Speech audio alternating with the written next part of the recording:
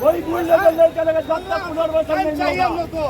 BJP हाय हाय, BJP हाय हाय, BJP हाय हाय, BJP हाय हाय, BJP हाय हाय।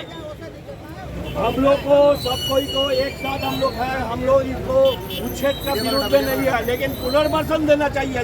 Time देना चाहिए, time देना चाहिए, पुनर्वसन देना चाहिए। कहाँ जाएगा गरीब आदमी? 24 घंटा का भी टाइम नहीं। मुंह पे पूजा है, गरीब आदमी मरेगा, रोड पे मर जाएगा। सब धरना में दे दो, सब धरना दे दो रोड पे। कितना गरीब है, सब धरना दो, सब धरना दो। बीजेपी हाय हाय, बीजेपी मुर्दाबाद, बीजेपी मुर्दाबाद, बीजेपी मुर्दाबाद, बीजेपी मुर्दाबाद, बीजेपी मुर्दाबाद।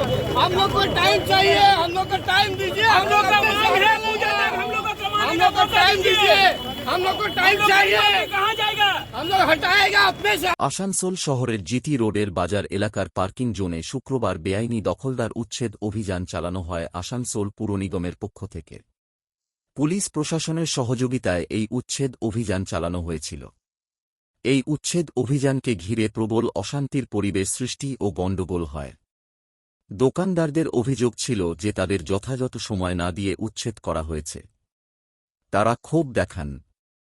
শেষ পর্যন্ত দুপুরের দিকে আসানসোল উত্তর বিধানসভার বিজেপি বিধায়ক কৃষ্ণেন্দু মুখোপাধ্যায়ের হস্তক্ষেপে উচ্ছেদ অভিযান স্থগিত করা হয়। ততক্ষণে জিটি রোডের রাহা লেন মোড় থেকে ইস্টার্ন রেলওয়ে বয়েজ হাইস্কুলের সামনে পর্যন্ত একাধিক দোকান ভেঙে দেওয়া হয়। শনিবার সকালে আসানসোল উত্তর বিধানসভা কেন্দ্রের বিজেপি বিধায়ক কৃষ্ণেন্দু মুখোপাধ্যায় আসানসোল বাজার এলাকায় আসেন। তাকে দোকানদারে শুক্রবার বেআইনি দখলদার উচ্ছেদ অভিযান চালানো নিয়ে একাধিক অভিযোগ করেন। তারা বলেন, সময় না দিয়ে প্রচণ্ড বৃষ্টির মধ্যে যেভাবে অভিযান চালানো হয়েছে তাতে আমাদের প্রচুর আর্থিক ক্ষতি হয়েছে। বলতে গেলে এদিন বিজেপি বিধায়ককে ঘিরে দোকানদারেরা আসানসোল পুর নিগমের বিরুদ্ধে ক্ষোভ উগরে দেন। বিজেপি বিধায়ক তাদের পাশে থাকার আশ্বাস দেন। তিনি তাদের আশ্বস্ত করে বলেন, নোটিশ দেওয়ার পরেও যারা এই কাজ করেছে তাদেরকে খুঁজে বার করা হবে, তারপর যা করার তা করা হবে। এরপর কৃষ্ণেন্দু মুখোপাধ্যায় সাংবাদিকদের মুখোমুখি হয়ে পরিষ্কার ভাষায় বলেন, শুক্রবার যেভাবে উচ্ছেদ অভিযান চালানো হয়েছে তা রাজ্য সরকার এবং বিধায়ক হিসেবে আমি নিজে সেটিকে সমর্থন করেন না। তিনি রীতিমতো ক্ষোভ প্রকাশ করে বলেন, আসানসোল পুর নিগমের কিছু আধিকারিক ও ইঞ্জিনিয়ার তৃণমূলের দ্বারা প্রভাবিত হয়ে ইচ্ছাকৃতভাবে শহরে অশান্তির সৃষ্টির জন্য এই কাজ করেছে। তারা এখনও তৃণমূল কংগ্রেসের ছত্রছায়া থেকে নিজেদেরকে বার করতে পারেননি।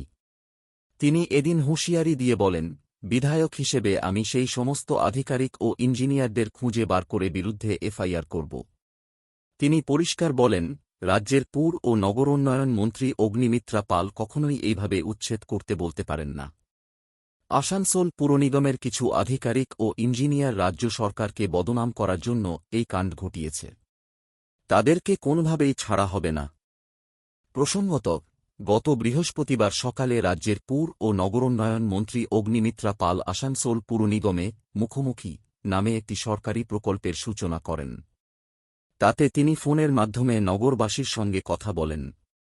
এরপরে দুপুরের দিকে তিনি আসানসোল পুর নিগম মোড় থেকে হটন রোড মোড় পর্যন্ত পার্কিং জোন পরিদর্শন করেন। সেখানে তিনি পার্কিং জোনে বেআইনি দখলদার দেখে ক্ষুব্ধ হন। সঙ্গে থাকা পুলিশ অফিসারদের প্রয়োজনীয় নির্দেশ দেন। এরপর বৃহস্পতিবার রাতে আসানসোল পুর নিগমের সুপারিনটেন্ডেন্ট ইঞ্জিনিয়ারের স্বাক্ষরিত একটি নোটিশ দেওয়া হয়। তাতে বলা হয়েছিল, রাহা লেন মোড় থেকে হটন রোড মোড় পর্যন্ত পার্কিং জোন ও ফুটপাতে থাকা অস্থায়ী দোকান 15 দিনের মধ্যে সরিয়ে নিতে হবে। তা করা না হলে 24 জুলাইয়ের পরে বেআইনি দখলদার হিসেবে উচ্ছেদ করা হবে। কিন্তু তারপরে শুক্রবার সকাল 11টা থেকে আচমকা উচ্ছেদ অভিযান চালানো হয়। যা নিয়েই এখন শুরু হয়েছে বিতর্ক।